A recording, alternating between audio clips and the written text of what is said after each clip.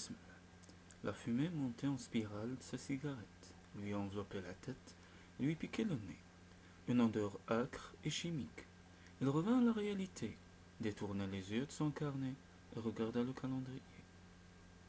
Le filtre était en train de se consumer. Il l'écrasa en murmurant Merde. Il ferma les yeux et pressa fortement ses paupières. Il reprit sa lecture assez bien droit dans son fauteuil, se concentrant uniquement sur la page de papier jaune du carnet. Il avait dû s'efforcer de bouger les yeux de gauche à droite sur la page du livre. Après la première phrase, il avait relevé la tête pour essayer de visualiser ce qu'il avait lu. Impossible. Sa mémoire récalcitrante ne lui montrait qu'une chose, la spirale. Il referma le livre avec un bruit sec et s'apprêta à le lancer contre le mur. Au lieu de cela, il se leva, reposa le livre et se mit à arpenter la pièce. Ses pieds martelaient le sol, jusqu'à la fenêtre, près de son bureau encombré, puis une pause pour regarder la boutique du coiffeur de l'autre côté de la rue. De retour à son lit, la lampe de chevet, enfin jusqu'à la table sur laquelle était posé l'électrophone, après un demi-tour, il s'arrêta et se dirigea vers la cuisine pour se préparer un repas. Il y avait des heures qu'il avait lu l'annonce sur la deuxième page de couverture des mécaniques populaires. Il avait acheté le magazine hier et avait commencé à le lire ce matin en prenant son petit déjeuner. Il n'avait pas été loin. Apprenez l'hypnotisme. Sous les gros caractères se trouvait une petite spirale très resserrée, représentant une partie de l'équipement présenté dans la publicité.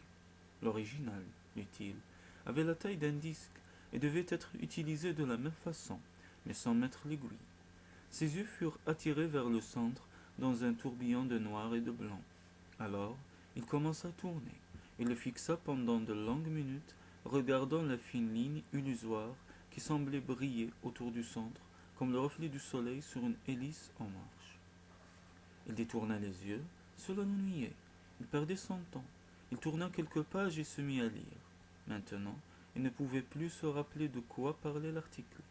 Il avait gardé à l'esprit l'image de cette deuxième page de couverture, où les tourbillons s'enroulaient en vagues grises. Mouvement de la page imprimée, défiant ses yeux de trouver le commencement ou la fin du texte. Finalement, il repoussa le magazine et prépara la prochaine leçon de ses cours du parfait photographe. Il ne pouvait plus se rappeler ce qu'il avait fait depuis ce moment.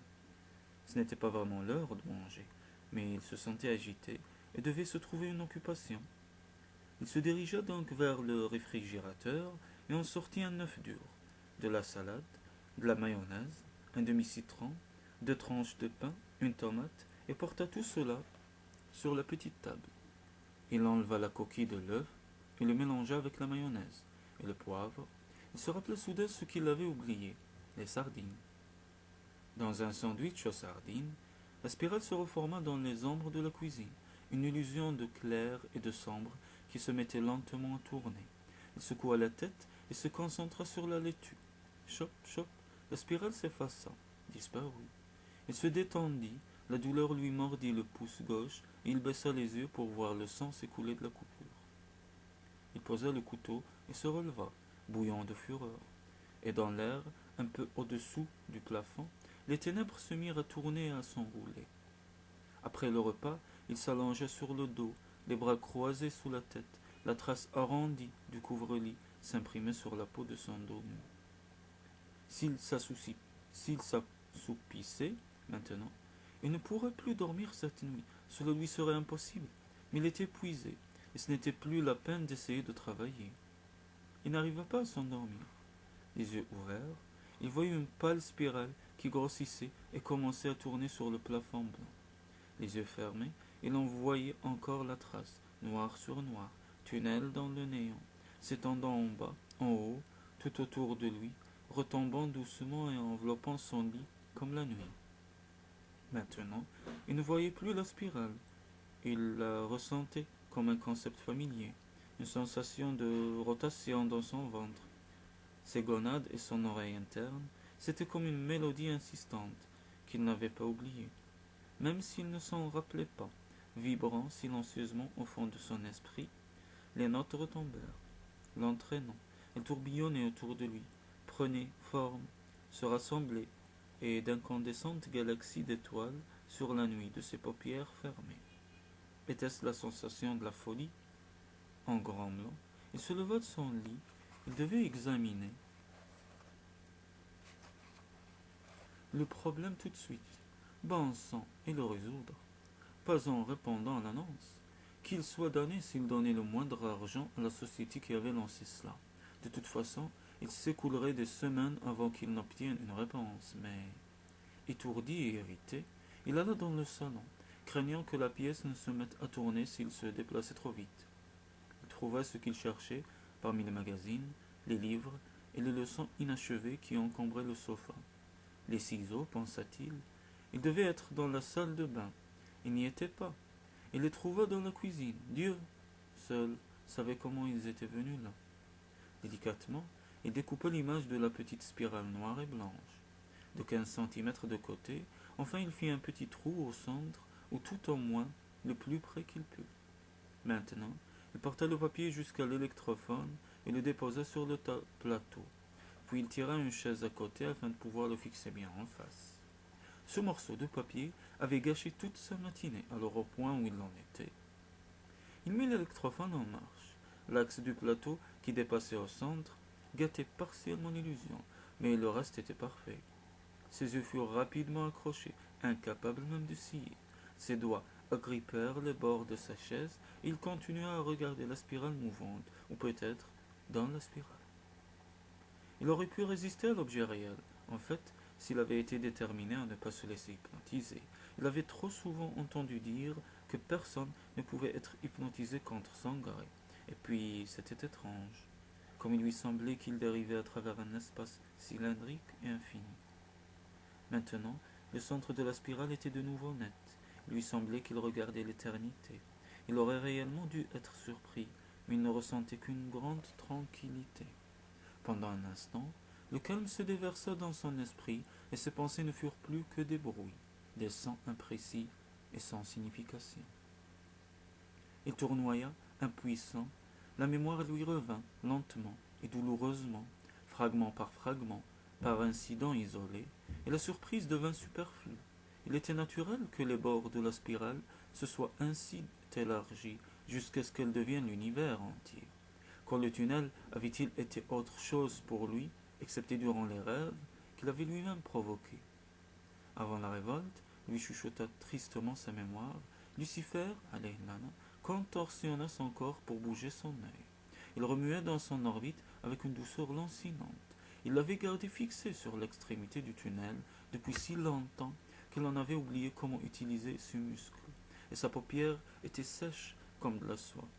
Maintenant, il pouvait voir la prison d'où il s'était évadé, cristal noir et blanc, en 4 larges bandes infinies et spirales. Revenant du passé, tandis qu'il tombait lentement, entraîné par une infime trace de gravité, et il dérivait ainsi depuis sa reddition, après l'échec de la révolte. Tout d'abord, il n'y avait pas cru, et le tunnel était la preuve de sa fuite. Quelque force invisible le tenait à l'écart du mur, et il tombait ainsi pour l'éternité, bien qu'il fonçât en ligne droite. Le tunnel était fermé, peut-être en 4 ou 5 espaces. En utilisant toute la puissance de son œil magnifique, Lucifer, Aleilana, pouvait se voir tomber loin devant lui au fond du puits de l'infini. Pourtant, il y avait un moyen d'évasion. Devant et derrière lui, la spirale semblait s'aplatir en une image à 2 dimensions. Et tandis que la faible gravité du tunnel l'attirait, la spirale tournait hypnotiquement. Il trouva facile de s'hypnotiser. Son dernier rêve n'avait pas été trop mauvais. En fait, il n'avait pas été seulement satisfaisant, mais bien équilibré, et il ne lui avait pas procuré qu'un plaisir immédiat. Mais plus grand plaisir du futur, le succès, le mariage, le respect. Ce qui avait détruit cette illusion était l'intrusion perpétuelle de la réalité à l'arrière-plan. Donner son nom au mythique superscélérat de l'univers, le rendant presque impossible à s'identifier avec son moi réel, avait été délibérément astucieux. Mais d'autres éléments s'étaient insinués. comme le symbole yin-yang et la forme des galaxies, qui rappelait beaucoup le tunnel, comme l'enseigne du coiffeur qu'il rencontrait à chaque rue, tunnel inversé, comme la face triste de la lune, le visage rond et impuissant de cet idiot de Yahvé, qui en définitive ne s'était montré ni idiot ni impuissant. Le principal défaut de son récent rêve avait été une légère surcomplexité. Ses plans pour la Révolution avaient eu un défaut similaire. Cette fois, le rêve serait simplifié. Son œil accrocha le flot de lignes qui descendaient le tunnel. Les vit dans leur ensemble, s'aplatissant en un disque qui tourbillonnait. Autour de lui, de tous côtés, les lignes tournoyèrent, blanc, noir, se fondant en un gris, se séparant, de fantomatiques lignes radiales apparaissaient et disparaissaient. Le cristal blanc se fragmenta en étoiles mouvantes. Il plongea parmi les galaxies tourbillonnantes de l'imagination. Et ouvrit les yeux, puis les referma aussitôt, à cause de la lumière de la lampe qui éclairait la feuille de papier jaune de son carnet. Il avait prêté trop peu d'attention à ses cours de correspondance ces derniers temps. Ce n'était pas son habitude de laisser son esprit vagabonder ainsi. Il se leva avec impatience et se mit à arpenter la pièce, grattant son crâne chauve, jusqu'à la fenêtre pour regarder le soir s'installer au-dessus de la boutique du marchand d'animaux. En face de chez lui, ensuite revenant vers son lit, puis de nouveau jusqu'à la fenêtre, il s'arrêta pour saisir la brise du soir. La nuit tombait doucement, quelques lueurs isolées perçaient les ténèbres infinies de l'espace, les planètes.